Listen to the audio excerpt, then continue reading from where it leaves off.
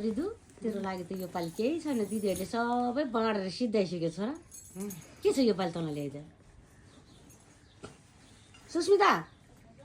ए योपालि भाइलाई के छ त साँच्चै केही छैन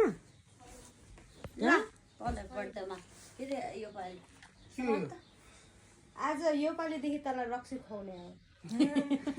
पहिला पहिला पनि बच्चा थियो चक्लेट अब त तिमी त ल तिमी ओभर एज भइसक्यो ल खाने नि त अब एक सर्ट हान्ने होइन त योपालि केही ल्याइदिन्छु र तेरो लागि